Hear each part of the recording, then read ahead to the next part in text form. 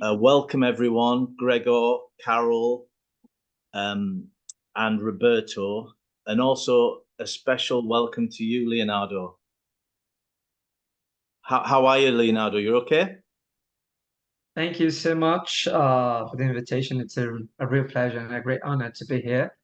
So yeah, everything is all right. I'm in Brazil. It's super sunny and hot right now in here. So I'm sorry about that, my European friends. But everything is great. Leonardo, it's on my bucket list, Brazil, but I haven't got out there yet. I don't know what time of year to come. I suppose is it a good time now?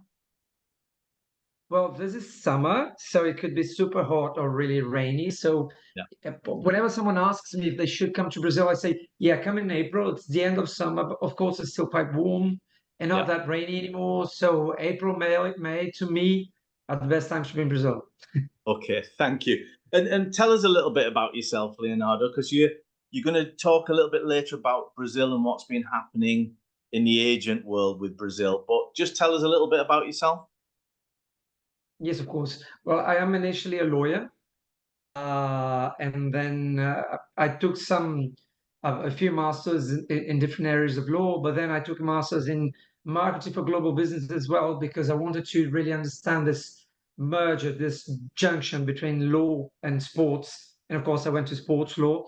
Today I'm the founder and CLO of a company called Football Movement, Football Management, which is actually one of the shareholders at Rock Nation Brazil. So we used to be called TFM and then the agency. And then last year, Rock Nation Sports International acquired 51% of our shares. So we're now Rock Nation Sports Brazil. We handle the careers of players like Vinicius Junior, Lucas Paquetá, who's playing for West Ham, Gabriel Martinelli, who's playing for Arsenal, and Hendrick, who has recently been sold to Real Madrid at the age of 16. So, Wow. so I handle a few of the legal aspects there. I'm also the dean of a master's in sports law and sports business here. I am the vice president of the Bar Association Committee of Sports Law here as well, and I am one of the directors of the Brazilian Institute of Sports Law, and also an arbitrator at the Brazilian Center for Mediation and Arbitration, which is basically the recourse court for the Brazilian dispute resolution chamber. So I'm in all different areas of sports law relating to several aspects, especially that of agency, and of course, in our universe. Wow. You know, FIFA, for me, Leonardo, FIFA got it slightly wrong. They should have, one of the rules that they should have laid down is everyone should have at least one Brazilian player in their squad in the Premier League and across the world. It seems that way. You know, we've had some great ones up in the northeast of England. Janino, we've got a couple of good ones at the moment playing at Newcastle. So, listen, Leonardo, it's great to have you on, and we'll be speaking to you a little in a few minutes more about the Brazilian market and the legal challenges over there. So great, and I'm pleased you're on board for this webinar. So let's get cracking. We're just going to have a little bit of a catch up from yesterday. There was a couple of questions, and there was a couple of things we didn't quite cover. And also, I'm going to ask, before we get onto today's agenda, I'm going to ask Roberto to just talk us through just a little bit of a refresh, a recap, if you like. Talk us through some of the key takeaways from yesterday, Roberto. Yes, Tony, thank you very much, and congratulations to you and most probably the toughest nerves in professional football, because I'm actually now also in Dortmund, as you could see, doing two things at the same time. So I will not be present for the whole session. But I just had a talk also earlier with Gregor, so he knows all my thoughts, you know. So thank you, guys. Carol also spoke to you today, actually. So Roberto, if Gregor knows all your thoughts, I'm very worried for him. I just wanted to confirm that he doesn't know all my thoughts, because he's still smiling, Tony. So okay.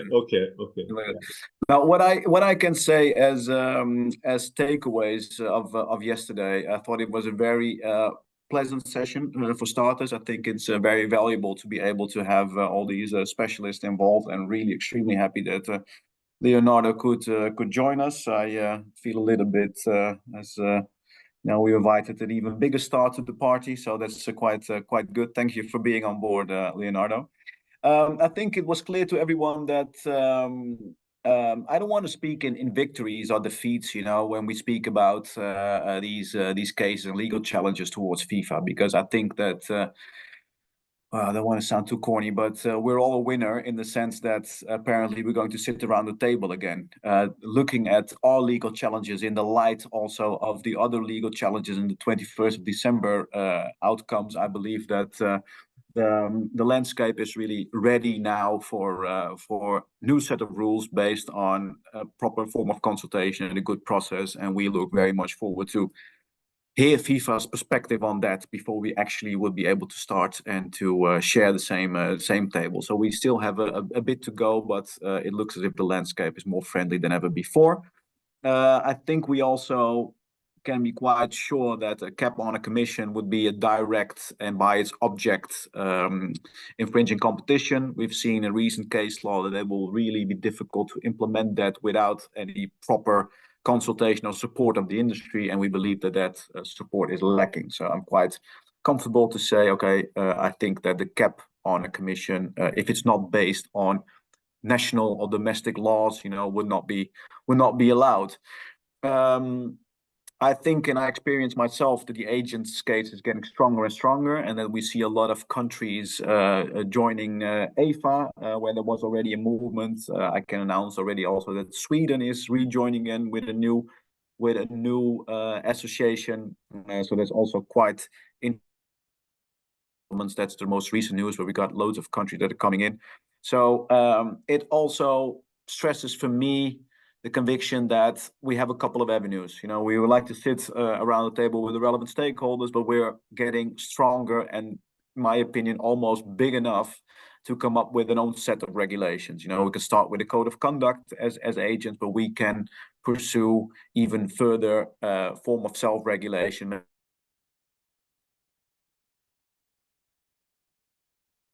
You've frozen there, Roberto. I think maybe certification, and those are things that that really come to a solution if organizations are now realizes that than ever, and that it's important to define the exact role of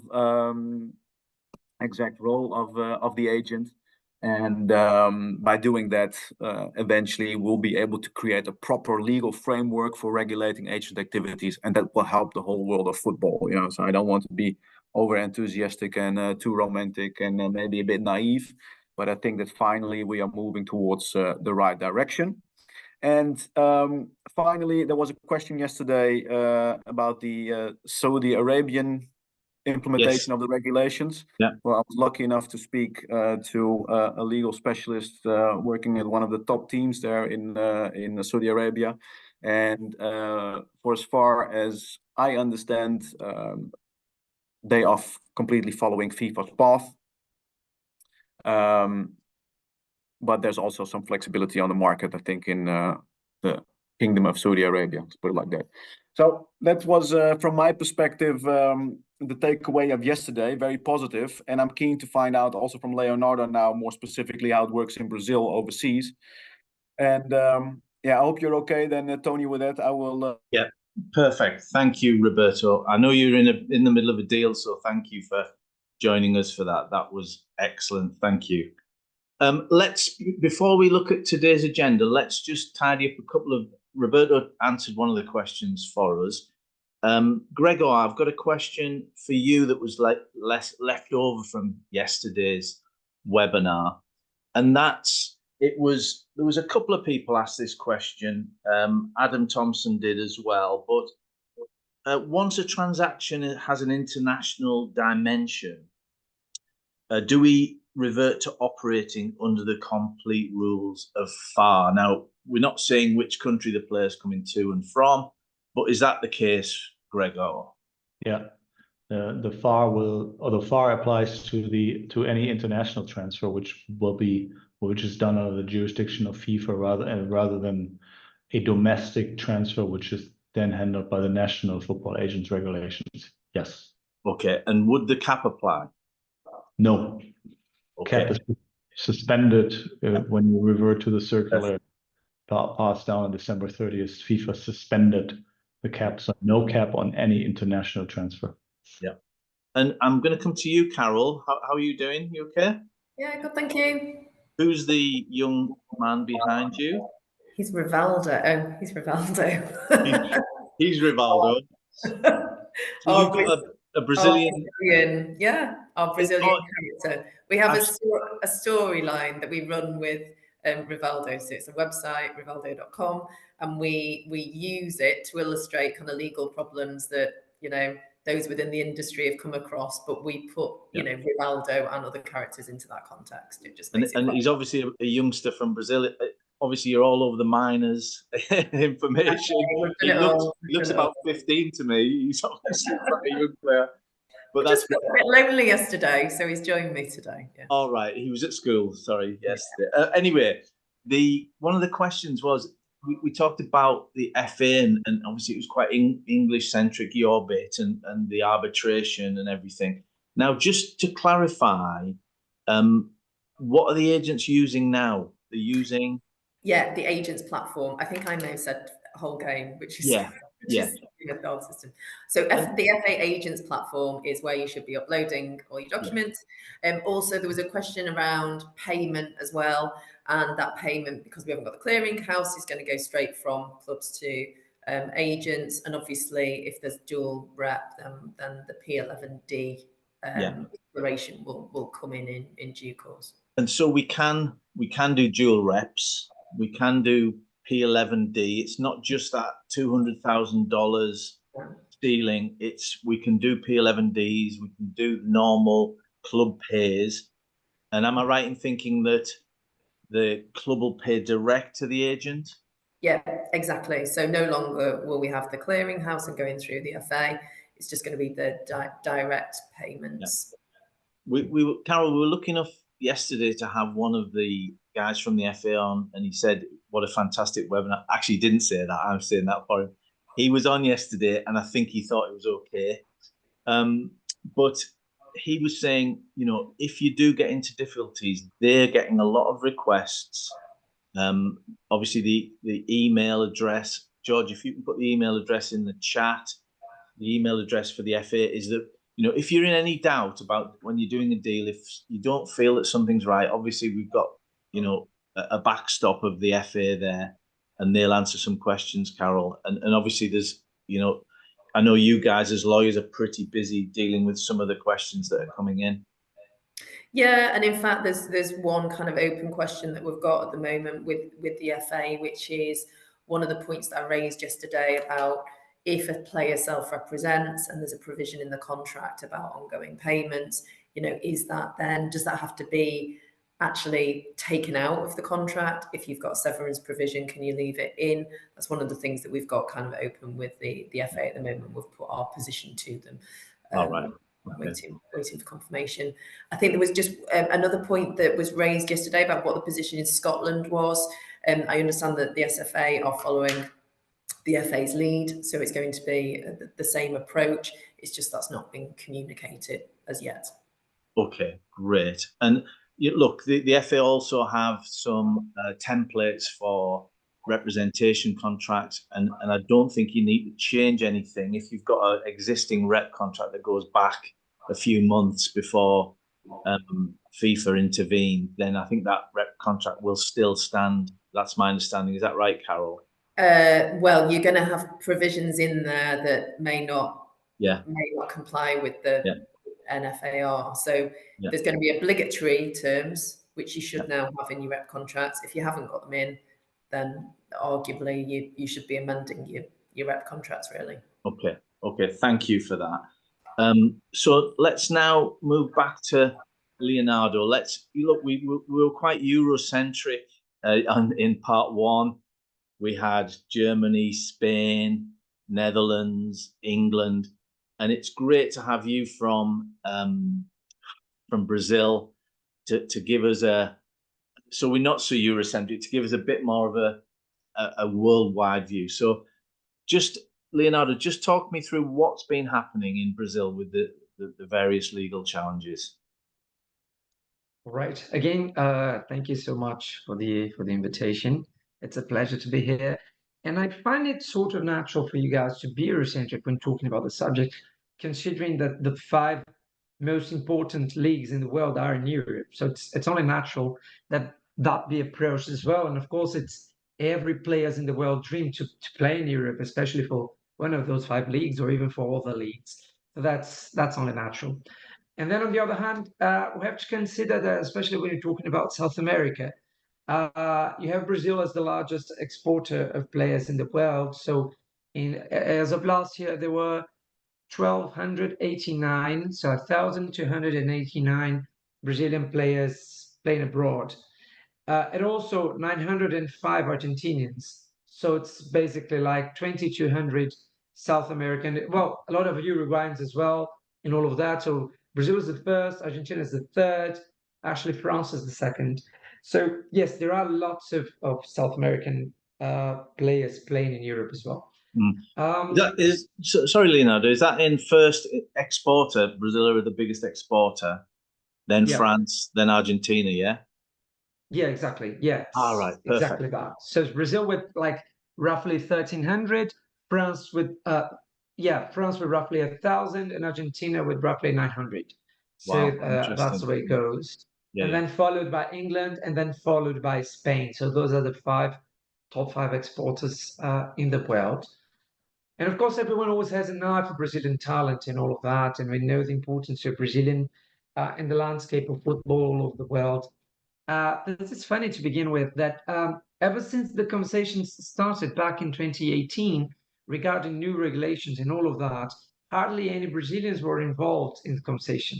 So there was this infamous meeting which took place, I think, in 2018, in which FIFA sat down with several stakeholders from all over the world to discuss the very much of the agents. And actually, the only Brazilian person who was in the room was Rafaela, who was actually Mino Raiola's lawyer. So literally no agent from Brazil was heard. Really? On the first moment when they had this chart in 2018. And then there were what they call the work groups with FIFA discussing, which again involved very few Brazilians. So it's kind of a thing that Brazilians, or South Americans, I would say, do not get really involved in the decision-making process, which I find appalling.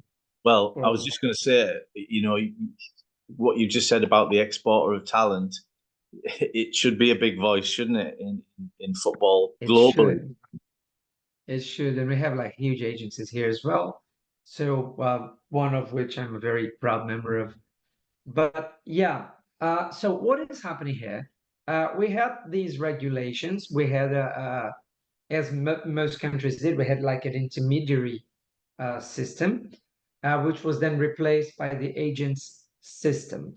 So we had a regulation, what we call the, I'm thinking about the initials because it's a bit different in English, but the Brazilian national regulations for football agents, which pretty much reproduced FIFA's regulations, of course, which I guess happened in many countries. Yeah, it did. And with added difficulties, things like it said that any contract signed, any representation contract, agency contract signed between December 16th, 2022, which was when FIFA approved the regulations, and September 30th of last year, which was the last day for the intermediary system, these contracts, they would remain valid if they weren't compliant, of course, with the new regulations until 30th of June of this year, 2024.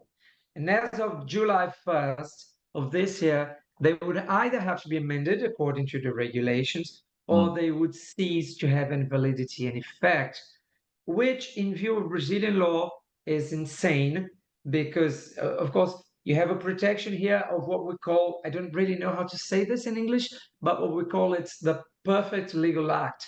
That means a contract, for instance, or any legal act which was celebrated in perfect conditions, and then it cannot be revoked by ulterior law or regulation. Because if you do that, you have no legal safety, you have no legal stability. So that Leonardo, sorry to interrupt. So Leonardo, you had that breathing space of up to July, but that didn't give long enough for any perfect legal documents to last past that date. Am I right in thinking that's what you're saying? Yeah.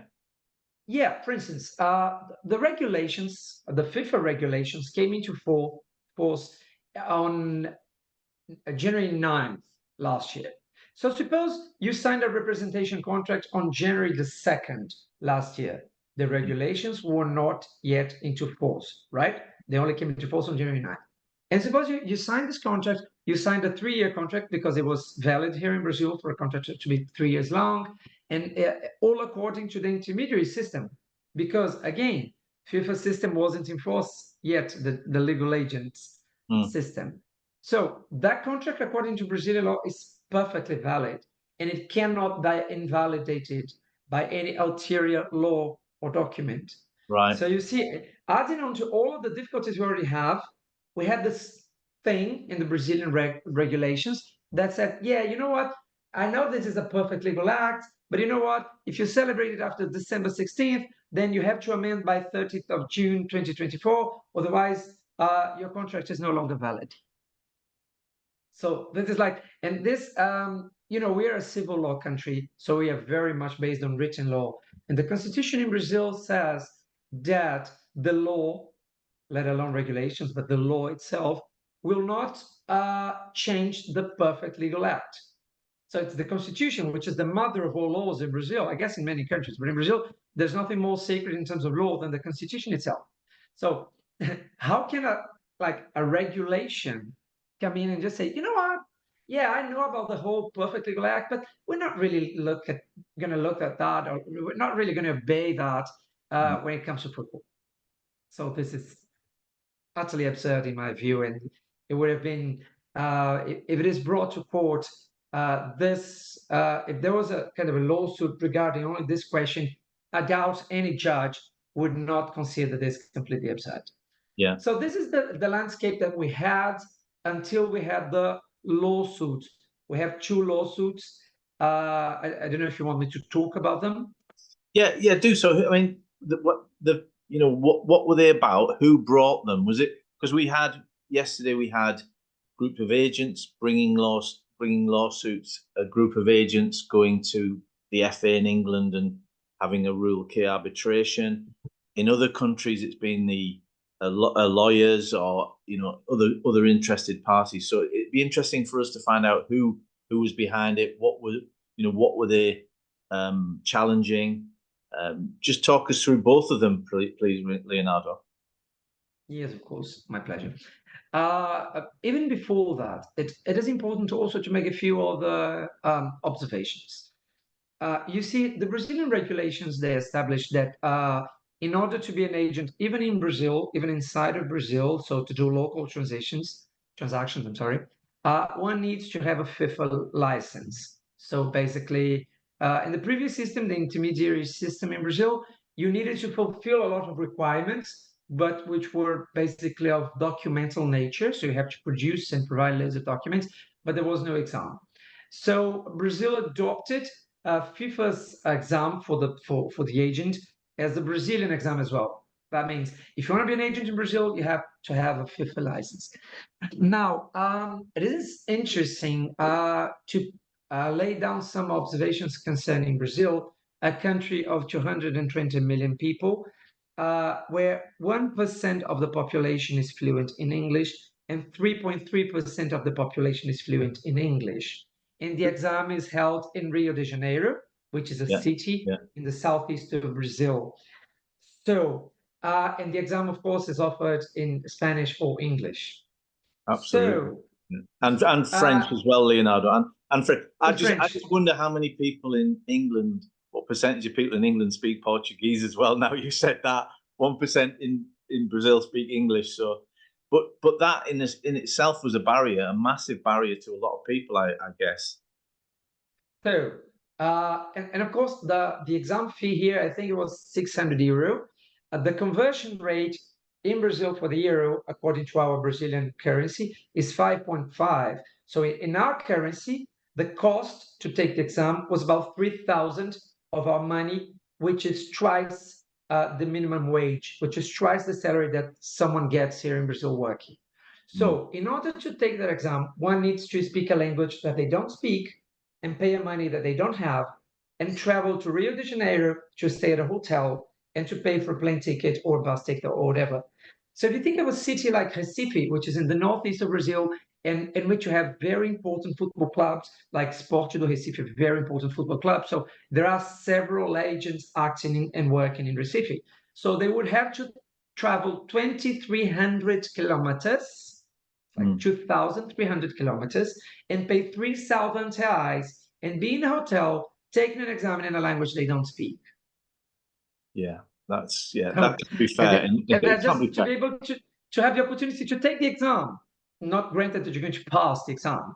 And of course, you don't need to speak the language, you need to be proficient at the language because the exam is really well elaborated. It's really well done. It's a super tough exam, even if it's your first language. And there's a lot of technical words and terms that you couldn't possibly learn if you were learning a basic, a second language is a basic. There's some, very technical terms in there. Exactly. So I know quite a few people who are actually, fluent in English. They can speak English, they can communicate, they can travel, and even do negotiations, but they're not necessarily versed in, a formal legal English, which is the case of the regulations. So I myself, I am proficient in 5 languages. I've been speaking English for 35 years now, and I read the exam, and it was like I had to pay attention. It was not a walk in the park for me. So well, absolutely. Well, that's we've been doing exam prep training for people, and everyone. I think the pass rate was something like 52%, Leonardo, but everyone found it very, very tricky, and also the amount of reading. I think it was 600-700 pages of reading that you had to do for the exam. So no one's doubting that that's a monumental task in your first language, but also even more so if it's not your first language. There were a few other challenges as well, which was like you could not go into exam room with your cell phone on, but you had to use the internet. So are they going to provide the internet? So there are all of these little practical things which were really tricky as well. So there was all of that. Again, very Eurocentric. So you're assuming everyone in the world can afford to pay €600 to take an exam, speak languages, all of that. So the lawsuits, 2 lawsuits.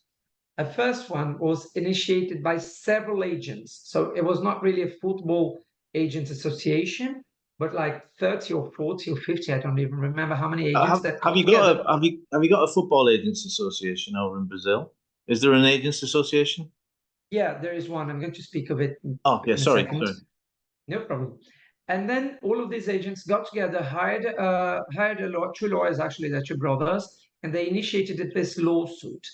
And it was based on, several aspects, most of which we already know. So saying that the regulations, they were hindering seriously, they were seriously harming the right to the free exercise of a profession, the right to the free exercise of economic activity, and Brazilian constitution, as well as European countries and all of that. Of course, it stimulates the exercise of free economic activity. Of course, the lawsuit also contemplated the huge barrier, like entry barrier to exercising the profession. I just mentioned all of the difficulties. Antitrust law, anti-competition law, the lack of reasonability to establish especially the caps. And then, of course, we already have the favorable decisions in Germany, in Spain. I think the one in England hadn't come out yet, but at least in Spain, and there was the case, I think, of the Netherlands, of Belgium, which suspended the regulations even though there was no injunction. So we already had the international experience, which helped support the case. And also a less I would say, legal argument, but a very important argument, was that of a social nature, in the sense that you're going to be stopping people from having their jobs. And all of these agencies, they have employees. So if all of a sudden these people don't even have a job anymore, so in a country like ours, with this huge amount of social inequality, are you really going to throw people out of their jobs? So all of that considered, and then the judge laid out this preliminary, like, injunction ruling. So all of that needs to, it's going to go through further instruction and all of that. But we do have, which actually I considered even a little bit extreme. But the judge, in his ruling, he decided that our Brazilian association, we call it CBF, Confederação Brasileira de Futebol, it was prohibited from applying the national regulations. It was prohibited from applying the international FIFA regulations. And this was a bit of a surprise to me in the way that he did it. The intermediaries system is back into force. So he ordered CBF, the Brazilian Association, to go back to the intermediaries system. Oh, wow. We haven't heard back from CBF yet, or at least not publicly. So we don't know what their response was, because of course they're going to try and respond and try to reverse that ruling. But so far, nothing. We haven't heard of it yet, because they have a deadline to do that. But that was what I consider a bit extreme, was that coming back to the previous system. And then, of course, that was in the beginning of December, and then there were because in Brazil we are in the middle of summer, so there were a bit of summer holidays and all of that.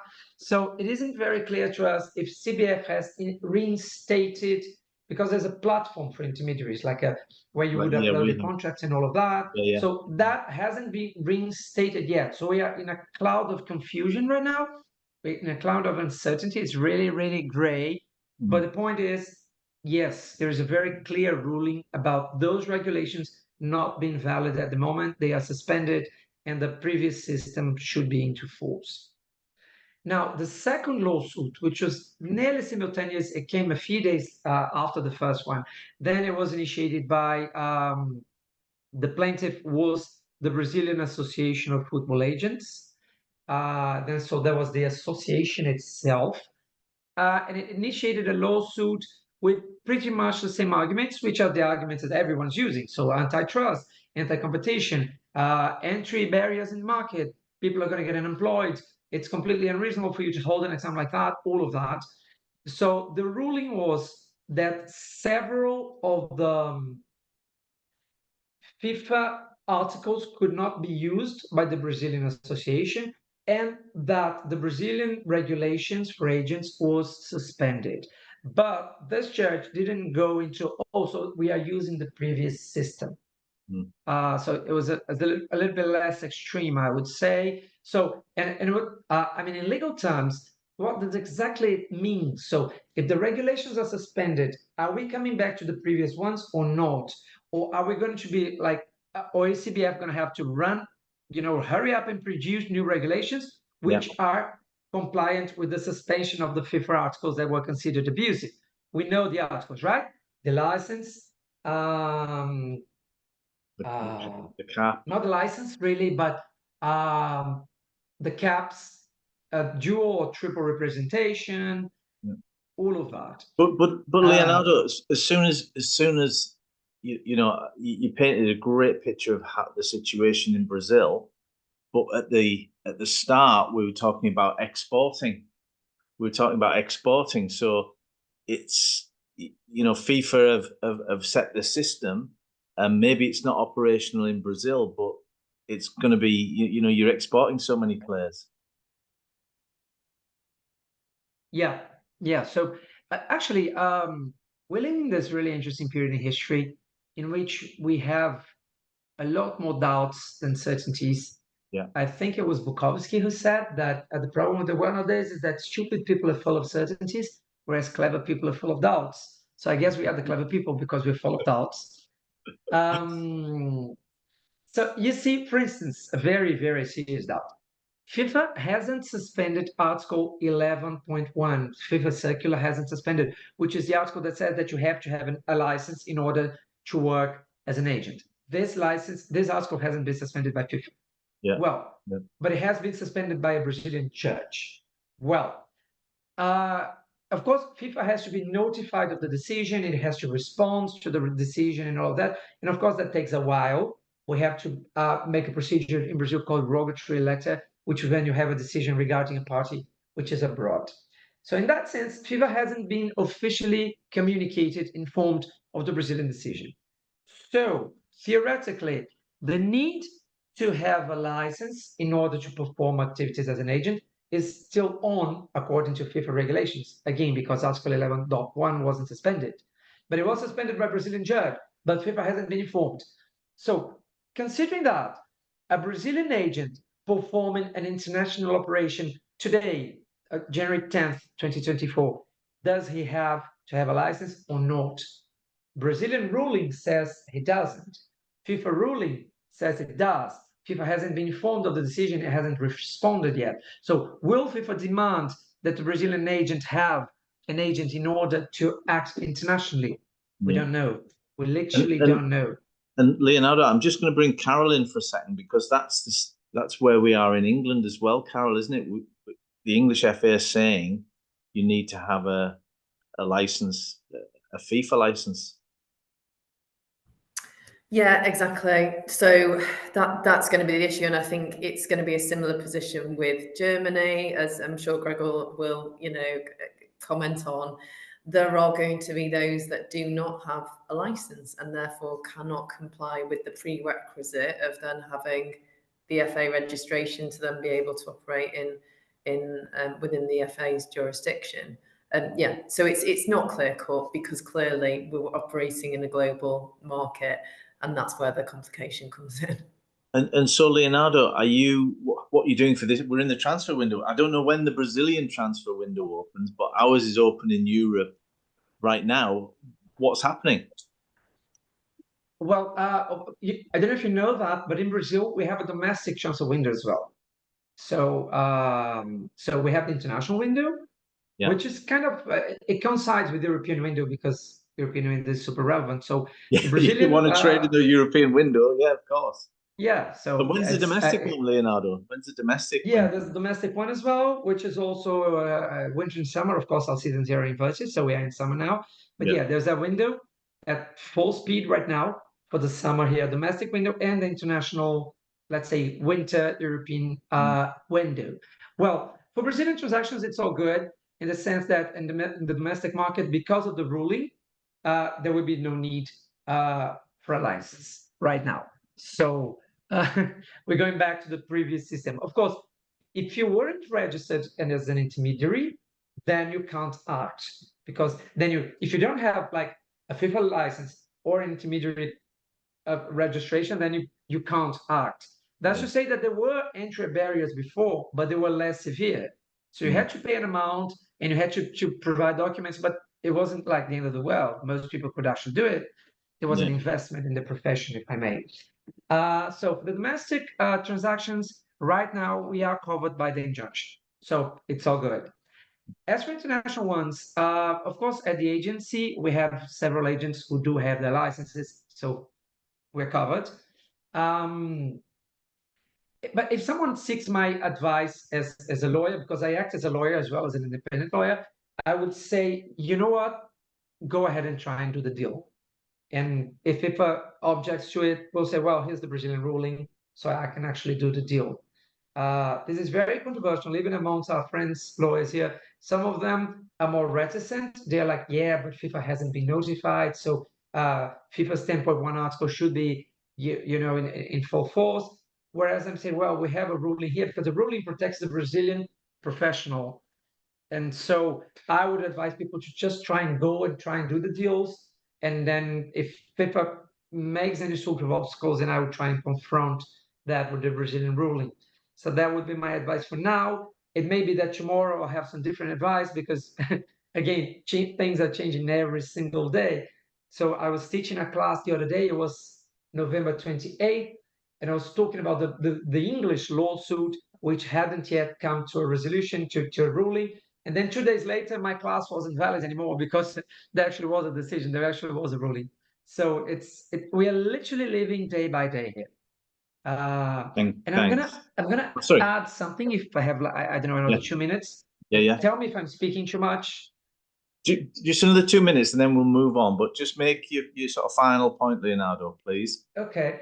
The Brazilian law concerning sport actually says that a player doesn't have to have, that an agent can represent his relatives without having a license.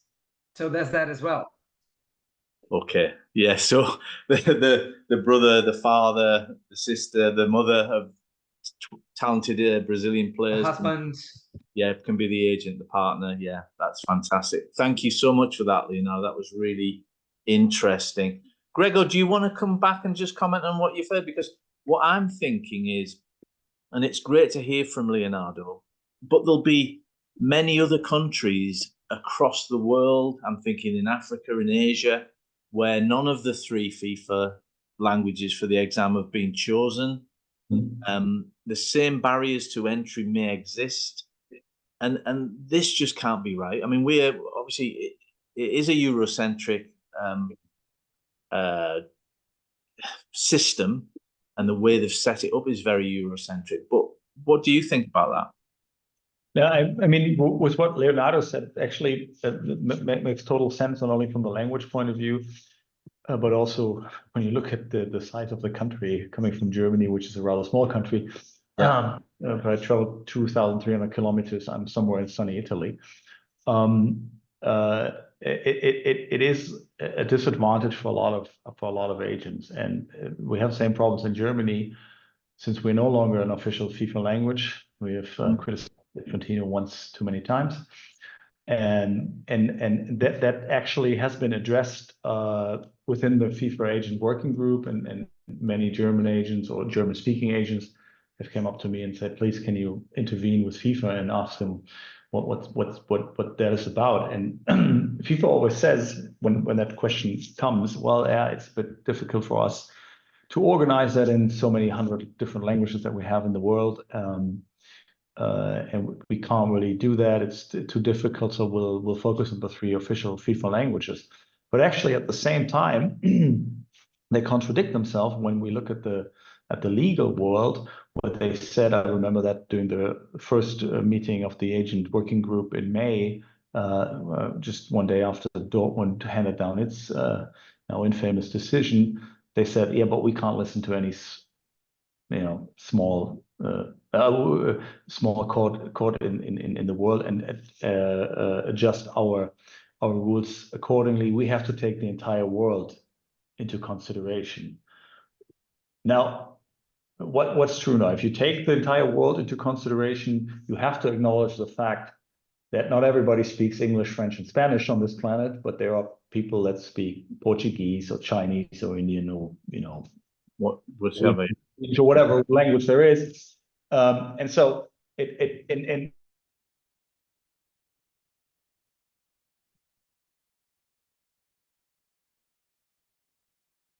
Gregor, I think it's frozen for Gregor. See if you can come back on. Carol, while we're waiting for Gregor to click back in, what was your thoughts on what you heard from Leonardo? Oh, sorry, Gregor. You just clicked out a second. I've just gone to Carol to ask about her thoughts on what Leonardo said. Then we're going to come back to you. We're going to talk about the the football agents working group at FIFA. What did you think, Carol, of what Leonardo had to tell us? Yeah, and I think it actually goes on to one of the questions that's been raised. So it's sort of the practical impact of all of this. And so there's an anonymous attendee that's put the question: if a Brazilian player moves to England in this window, can you explain under the FIFA rules that are still in existence, will payments to an agent have to be paid directly by the player to the agent? Well, no, because so we keep coming back to this circular 1873, and that's the really crucial one. So we've got the FAR, and then when this circular came in, that's where a lot of the provisions of the FAR have now been suspended. And so the bit about a player paying an agent direct is no longer part of the FAR anymore. So you can have clubs paying on behalf of players, just as they did previously, and then we're in the P11D situation. Just in England, Carol, just in England, though. Yes, so this is exactly. But if Yeah. the Brazilian player is moving to England, Yeah. then this is an international transfer. And obviously the inbound transfer is the jurisdiction of the FA. And therefore the FAR, as amended by this Circular 1873, plus the FA's new regulations, then provide for these things. So it's an international transfer at the end of the day. So we're still having to maneuver around, well, is it domestic, is it international? And also then factor in the particular peculiarities of whatever the inbound territory. The 2 countries. And I suppose if he brings his dad, he can be his agent, and that's fine, you know, whatever. So but then, yeah, so that would be the case in Brazil, yeah, obviously, because we've got the intermediary system. But actually, my position would be, well, that would operate in Brazil, and if you've got your domestic window open, you can have your dad or your brother. But if as soon as you get into the international arena, that's where the FIFA regs would trump that, and therefore you're back into the FAR scenario. I mean, I'm sure Leonardo, may have a different view on that, but that would be my view. And again, as we've come back before, the FA, as things stand, are requesting the FIFA license in order to then do anything in England, because you need the FIFA license to get the FA registration to then operate. Thanks, Carol. So let's move on. Thank you for that, guys. Let's move on. We've got Gregor here to talk about. He's a member of the FIFA Football Agent Working Group. Gregor, I think, George, we've got a picture of the group that I think you can share. But let's see this picture. There we go, and you can see Gregor, third from the left, in his grey suit. Those are the wonderful people who are on the Football Agent Working Group. Gregor, could you just introduce the topic and tell us all about it? Well, yeah, I mean, thanks for taking the picture of the screen. I knew you'd like that. I knew you'd like that. At least you did not use the one picture with Infantino in it. Thank you. Oh, no. We wouldn't do that. We wouldn't do that to you. Well, yeah, just to give you a bit of I mean, the FIFA Agent Working Group was introduced as part of the new FAR. It's Article 24, Article 25 that actually talks about the FIFA Agent Working Group. So it is not meant as a council that actually consults or consulted FIFA on the drafting of the FAR. It came into place after FAR has been introduced in December 2022. First meeting was in May in Zurich, and where FIFA outlined the task that or what it wishes the FIFA Agent Working Group to do, and basically they want to use it as a platform where all its members, not every member is an agent. There are representatives from leagues. There's Ben Ross in there from the Premier League. There's Roy from FIFPro.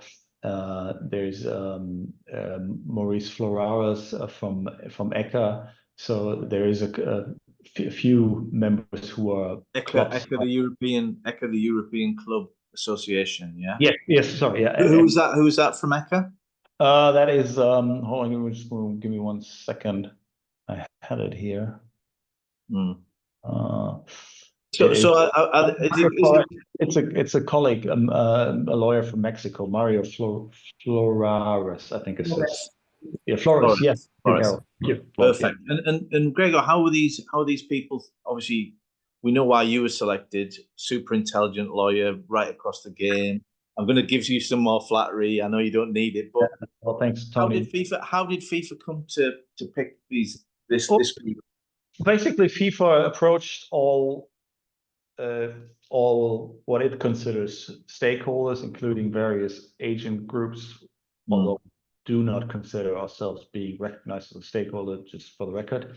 Yeah. And they were asked to propose names, which some agent groups did, some didn't, and then FIFA selected the 18 members from the names that were presented to it. So basically, that was the election process.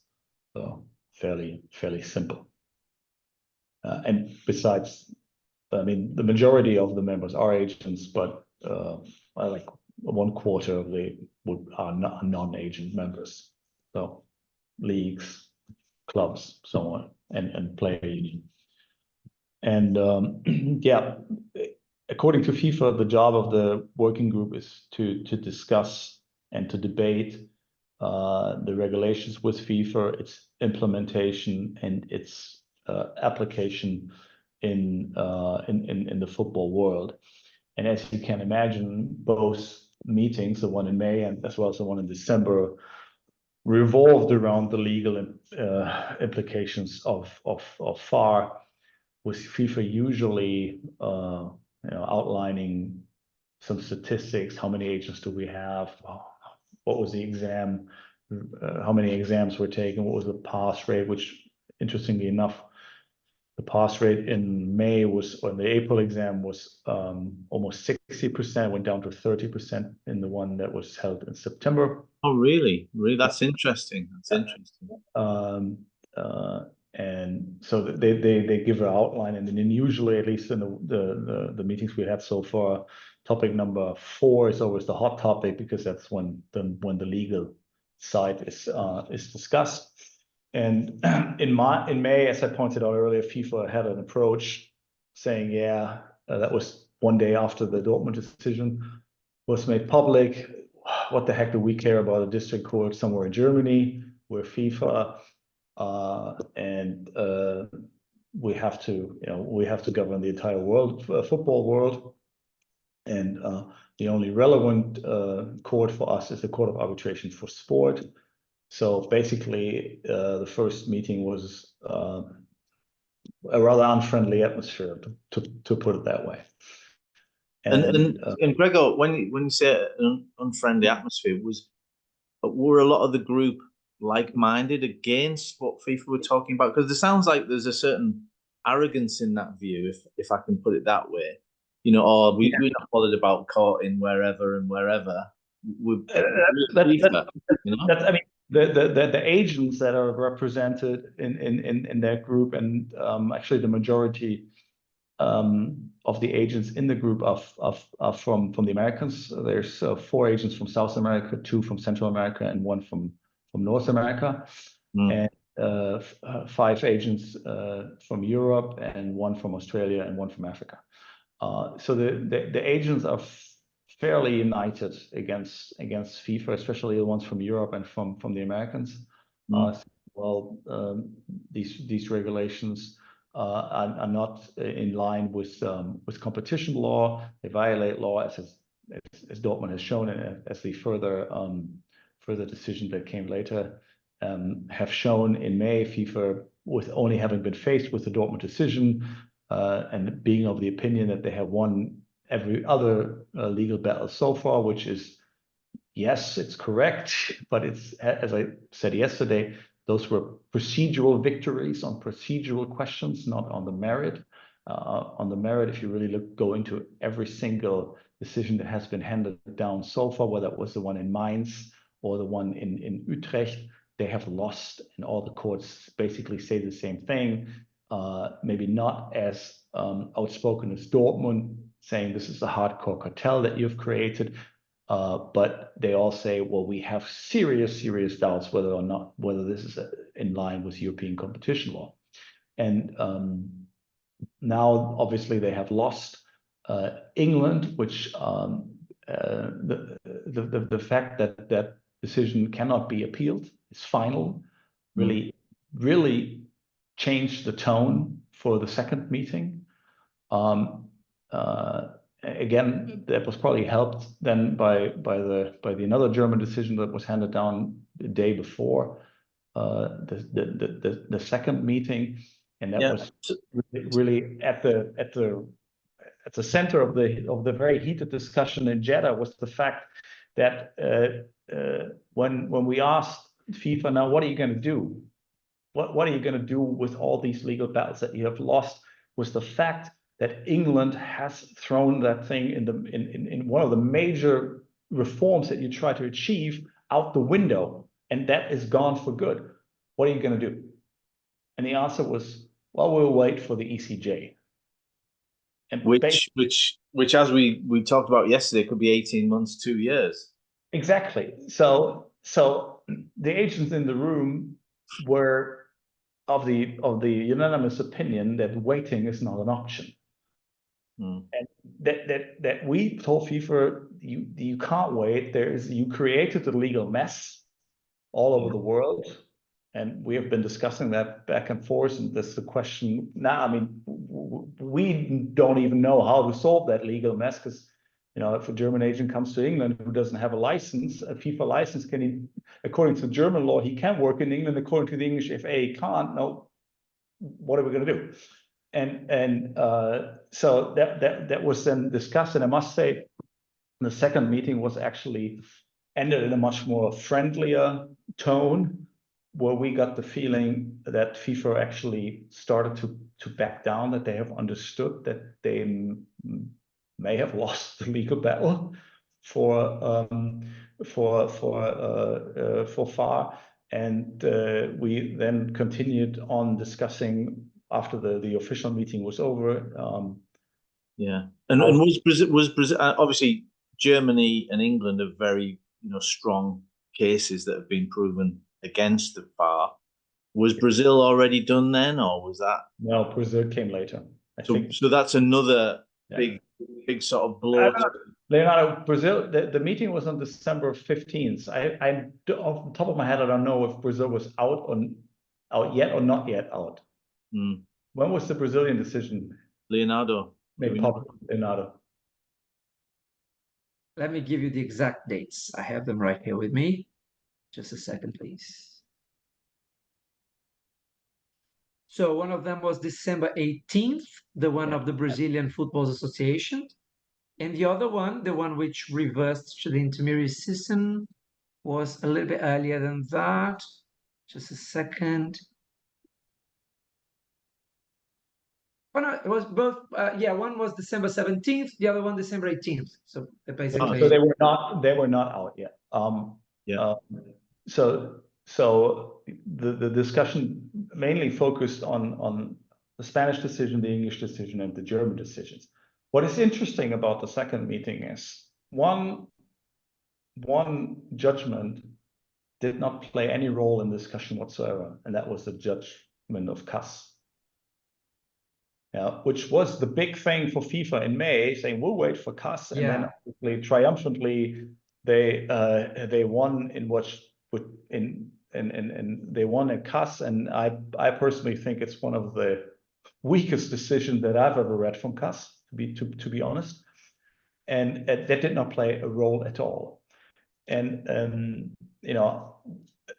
one question that was asked and that needs further discussion is when FIFA said we want to wait for the ECJ, the agents in the room are rightfully of the opinion, actually it doesn't really matter what the ECJ will say in 18 months' times, because with England not being able to appeal it, it's over.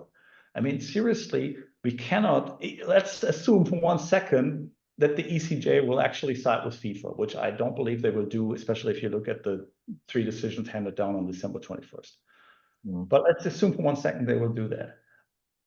Is FIFA really going to go with that and make the strongest market we have on the planet even stronger? Not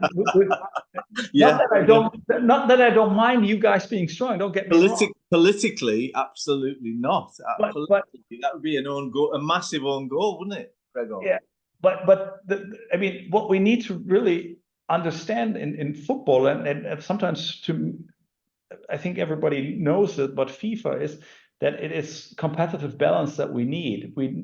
Every once in a while, the English need to lose, and Man City does not need to win the Champions League. Every once in a while, Bayern Munich does not need to become German champion, despite the other clubs not being able to actually beat them.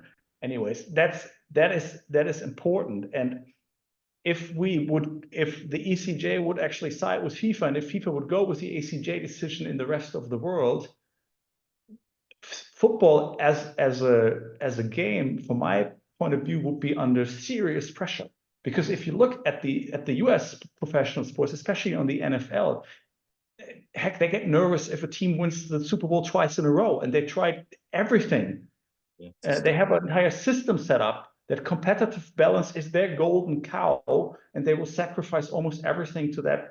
Every team in that league has to have the chance to win in order to make the product of a football game, of an American football game, attractive to the spectators. So in the working group, there's one representative of the Premier League. That's interesting, isn't it? Yeah. And what's the Premier League rep saying? He's saying, yeah, crack on, we'll just do our own thing. Now, funny enough, I mean, Ben Ross, he when we had the meeting in May, and right after the Dortmund decision, and I said, well, what on earth do we Germans care what you're saying here? We have the Dortmund decision, hooray, we can do whatever we want. And by the way, we will have a huge competitive advantage over everybody because our agents are free to do what they want to do. So please move to Germany, and we can through the agents we can attract the best players. That's when the Premier League started listening. Can I just bring Carol in there, just because we've spoken a bit about England, just for a response from you, Carol? Yeah, so I think one of the points probably to take away is, I mean, post-Brexit, you may say, well, EU law doesn't really apply to us anymore, but effectively our competition rules are the same as those in the EU. And clearly we have got a binding decision and there isn't going to be a cap here. So that as Gregor has already said, it then leaves us kind of, well, certainly there's no appeal, that's not going to change. It leaves us in a very strong position, I guess, from an agent's perspective, compared to the rest of the world.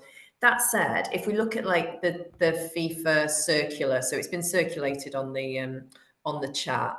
I mean, one of the main drivers for it was that having a position in one territory and a different position in another territory just isn't sustainable.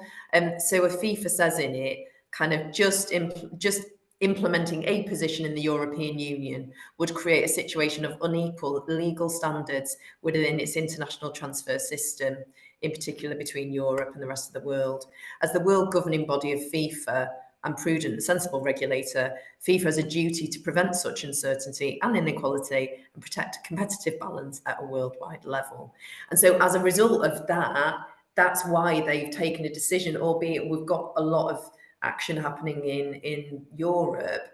The decision was taken because they need a harmonized approach globally to suspend the various provisions of the FAR globally. So yeah, I agree with Gregor. I'm not sure how you get to a position whereby you're waiting for the ECJ to determine things. You're not going to leave it in the hands of a court that is going to basically drive your whole global policy going forwards.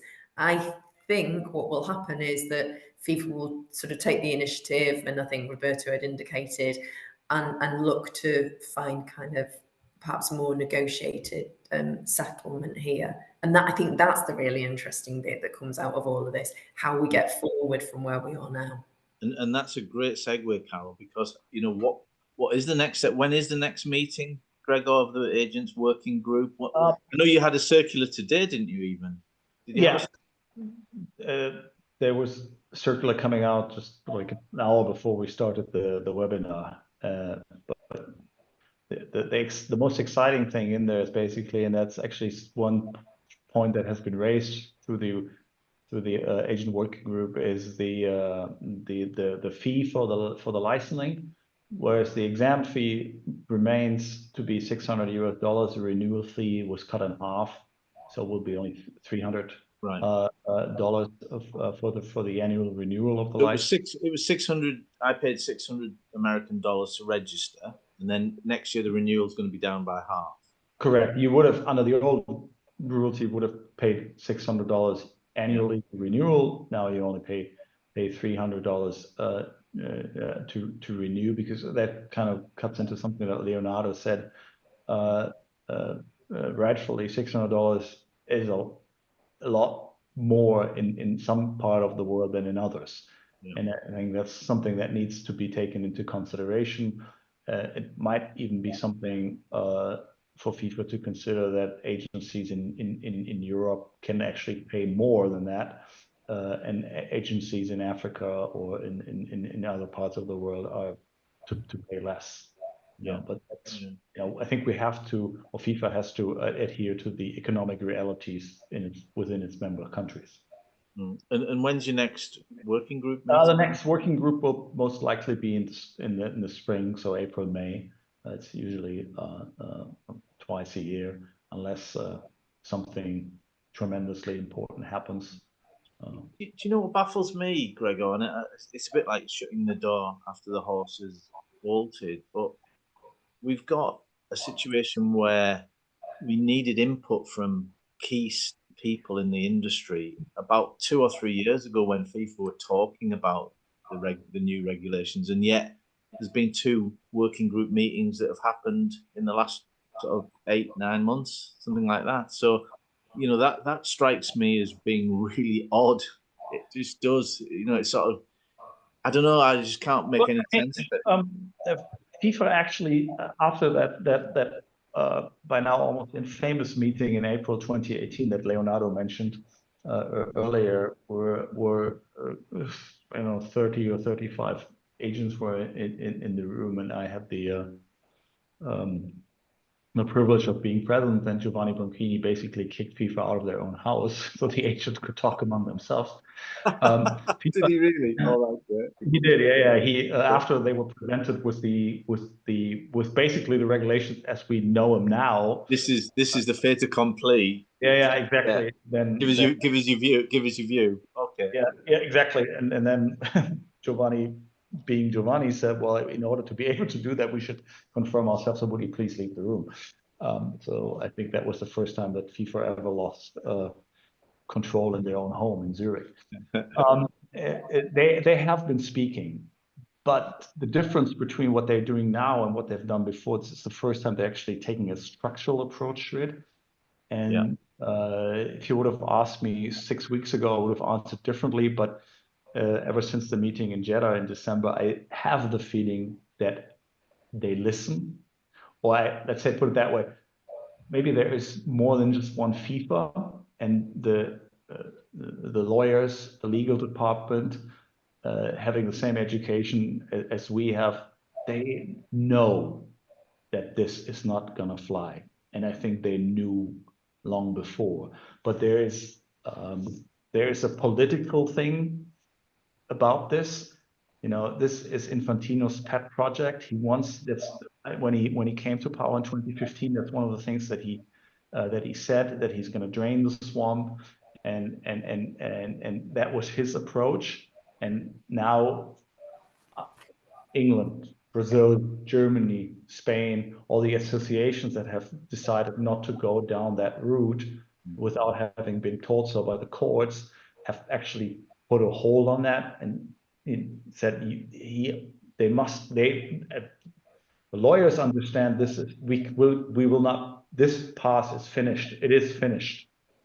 And now it's a time, and Carol, you were absolutely right. I think now it's the momentum is now on the agent side. Now it's a time to actually come up with something that can be done.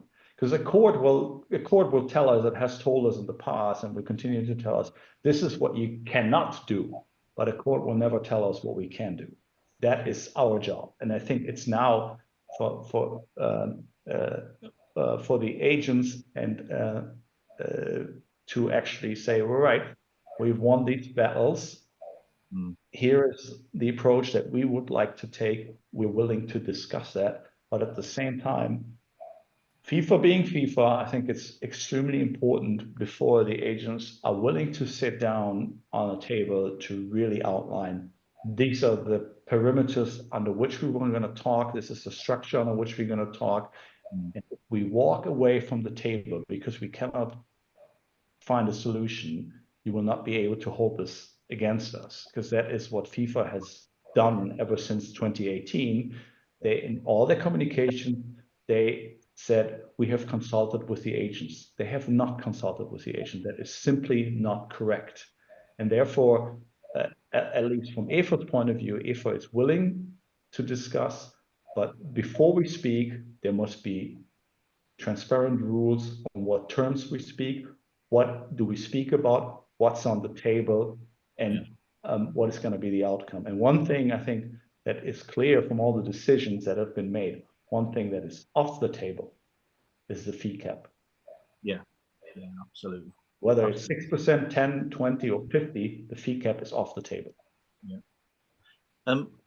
Thanks, Greg. Guys, any more on the circular that we touched upon? Is there anything more to add? Because we've application period for the next exam is opened yesterday. Oh, sorry. Oh, and it's opened until March 31st, and the exam date is May 22nd.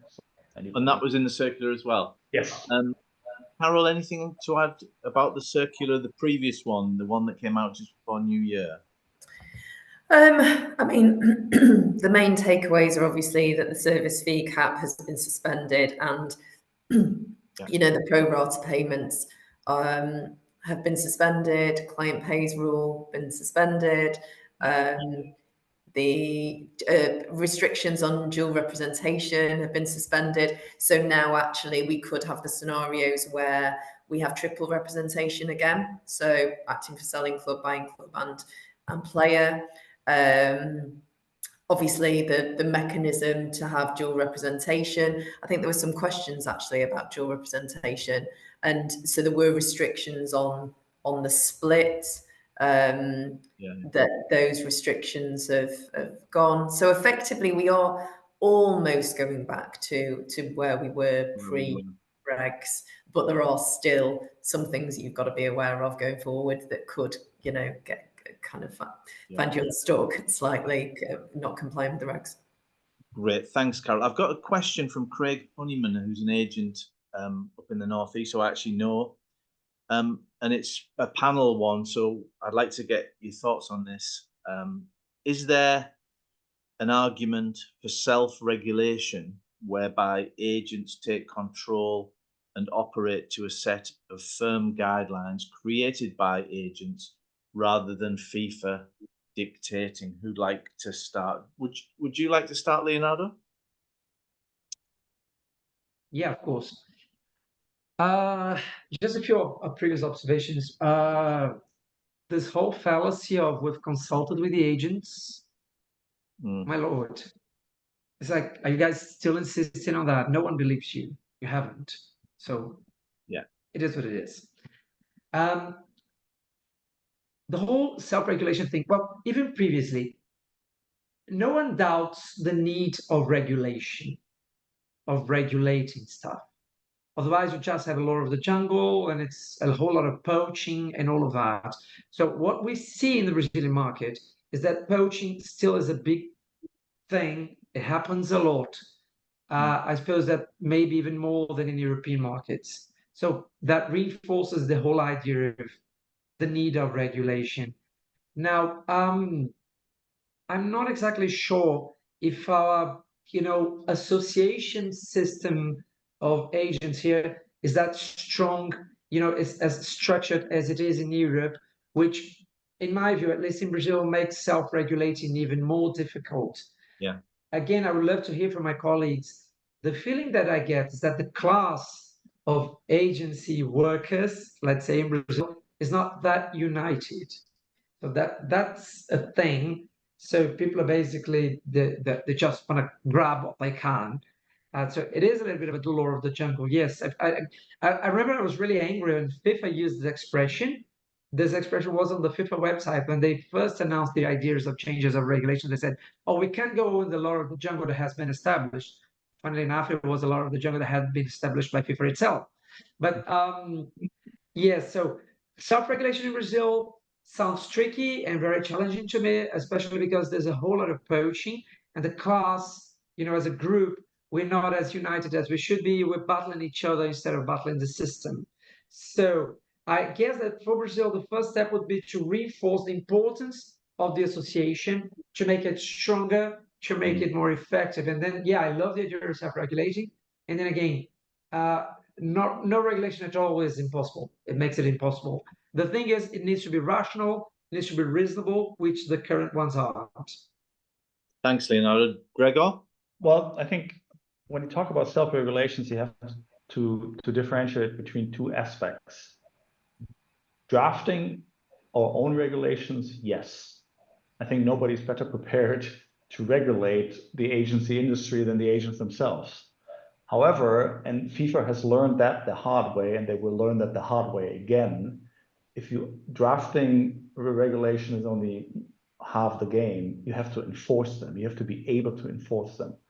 Otherwise, there's a reason why we all probably cross the street on a red light, but none of us has ever robbed a bank. Because bank robbery is much harder enforced than jaywalking. I like it, yeah. And that is the agents, and I agree with Leonardo on that one. The agents are not able to enforce their own regulations as of right now. The problem is neither is FIFA. Right. FIFA, that was also a big topic at the last agent working group meeting. It's like, how do you want to enforce these regulations?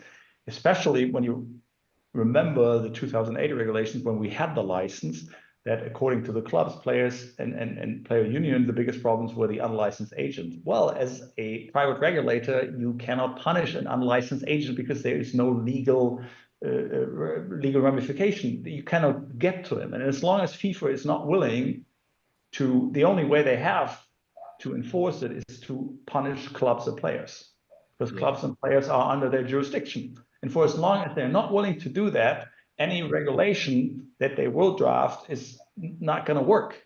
And so, and that is, I think, the next step, that after there is finally a set of regulations that make sense, we then have to move to how do we enforce it. And again, here the agents are playing a crucial part, because there is nobody at FIFA, nobody, maybe with the exception of Arsene Wenger, who actually knows how transfer works, who actually knows how I move a player from club A to club B, and all the varieties I have to get around current regulations. Yeah. Carol? Yeah, I'd say there are probably two things that go hand in hand. One is that's self-regulation. I agree. I think that would be difficult, but I think it's having a hand in the regulation, and as we've acknowledged, it is going to be the governing bodies that are going to enforce it, so the federations and FIFA. And so how do you then influence them and their rulemaking? There are things called football stakeholders. So the likes of FIFA Pro, ECA, European League, World Forum, are actually part of the process of drafting regulations. They are invited by FIFA to discuss, negotiate, approve regulations. Ultimately, I think that's the position that agents would like to be in, to be recognised as a football stakeholder on these sorts of matters. I think it's a bit of a hurdle to get there. And one of the issues, I think, is, well, you've got bodies. So you've got ECA, which represents, the European clubs. You've got World Leagues Forum, represents the World Leagues. You've got FIFA Pro, global representative body of players' unions. Where is the representative body of the agents? And yes, you can have lots of different representatives, but are they aligned? Is there a common voice? There might be on the really big stuff, like the CAP, like, the sort of dual representation, player pays. But is there a united voice? Is there one body that you can say, this is the body that is going to then engage with the authorities in order to then move things forward? If there is, and it's the same for, managers. We've got the LMA in England, but we don't have a global body that represents managers, coaches, backroom staff, whatever. So I think we're perhaps a little way off that, but that's the way I kind of envisage things going forward. Great. Listen, we've got 10 more minutes. Let's go to some questions, because we've had quite a number of questions come in.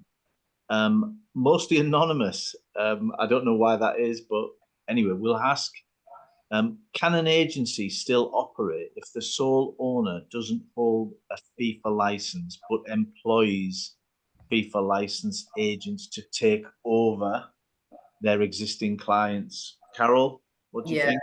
That's something that we're currently advising on, and because, well, one, you've got the big agencies on the one hand, and some of their agents will be unlicensed, and you're operating within a bigger agency where you've got licensed agents that can operate and look after those clients in the meantime, but you're all part of one agency.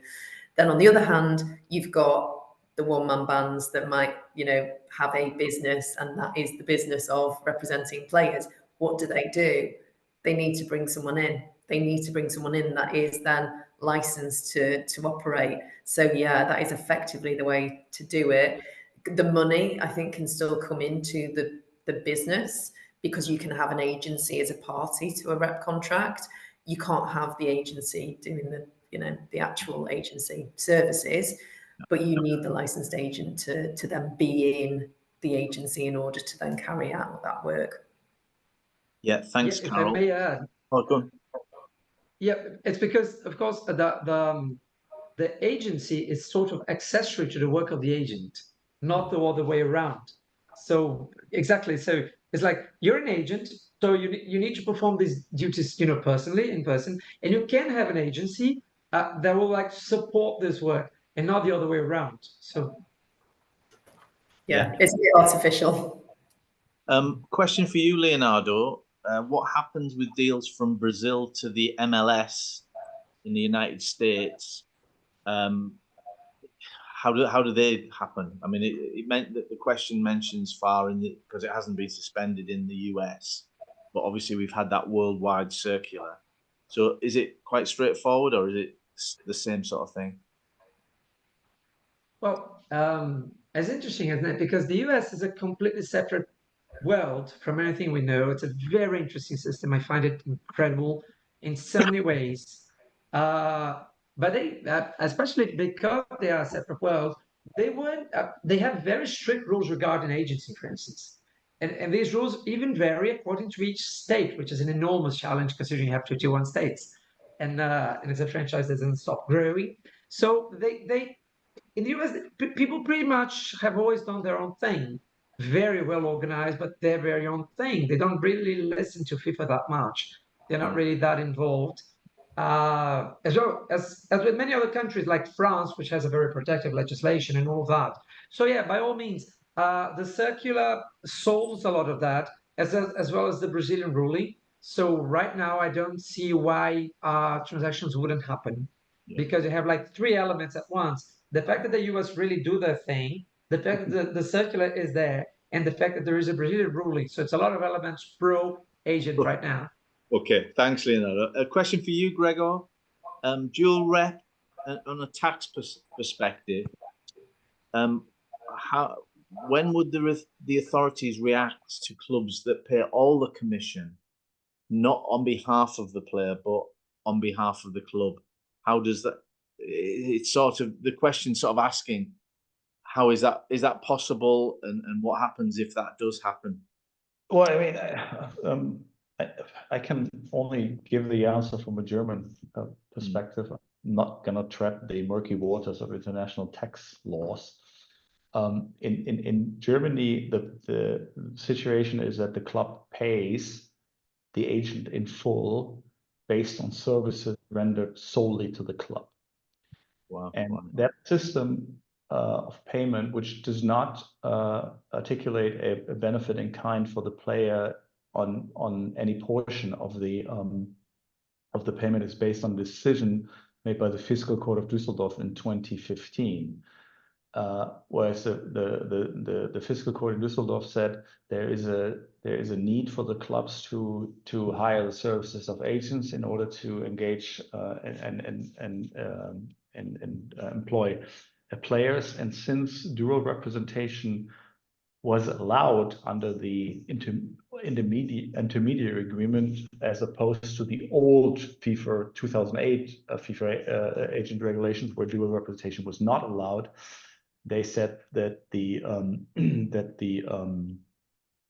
club can pay the agent, and the payment is solely for the services of the club. I know from other countries, Netherlands, Spain, England, that part of the payment is considered a benefit in kind, where you invoice the club, but you write two different invoices, one to the club and one to the player, CO to the club, and the club pays both. But then obviously the one that goes to the player is then runs through his through his pay slip, and he pays taxes on that. In Germany, that's not the case. Why it was for us from the German point of view very, very, very important that the dual rep being I can represent the player and the engaging club at the same time was part of the new regulations, was allowed because the entire German system is based on that fact. Okay, thank you. Marco asks, does the panel envisage a situation where lawyers, barristers are exempt from the exam? I mean, sports lawyers were exempt before the FAR. What do you think, Carol? No, I think they would have. I think they would have implemented that had that been the intention previously. I think they want a level playing field, and they're looking to, to have everyone safe for the legacy agents to have sat an exam of sorts. Now, whether we see it as part of the licensing process, a slightly different criteria for the license, I don't know. I won't be surprised, but no, I don't see an exemption. But God, who knows? Wish I had a crystal ball to know what was coming around the corner. I know. If I may just jump in, I view that a bit differently because I consider myself being exempt as well. And certainly FIFA has no right whatsoever to govern my profession. And as a lawyer, it's my job to counsel clients. And therefore, if I want to advise a player on an employment contract, I can, and I don't need a license for that. What I do need, I think that's where it really makes sense. Obviously, lawyers like to hear that, but then when it comes to payday, you have to stay a lawyer, and that means the player, being my client, pays me. I cannot be the lawyer for the client, and then once payday comes around, say, I'm an agent, please come. Club can pay me, but as long as I stay within my world as a lawyer, I would not need a license. But I agree with Carol, if I cross the line into the agent's world, then I would need a license, and then I actually should obtain a license. Yeah. Okay, look, we're going to have to wrap it up there. So thank you so much, Leonardo. Thank you. Thanks, Carol. Thanks, Gregor. George has been on the calls operating the chat and the questions, and we will be getting some content out, which George will be putting out in the next few weeks. We're also everyone who's been on either of the webinars will receive the recorded copies of the webinars, and I'm going to throw in the previous webinar that we did back in October time, when things have changed again, and I'm sure they will change in the very near future. So you'll be all getting an email with links to all of the recordings that we've done for the European Football Agents Association. I'd like to thank Roberto Branco Martins, because it was his idea to put this two-part seminar on, and just good luck in the January window. If you do have issues and problems, we've got some very skillful lawyers here. I'm sure you can find them on LinkedIn and the various other platforms. And my advice would be, make sure ask your national association if you're in doubt. they're the people to go to for me. And let's see what curveball FIFA can bring us in the next couple of months. Thank you so much for attending this, and goodbye.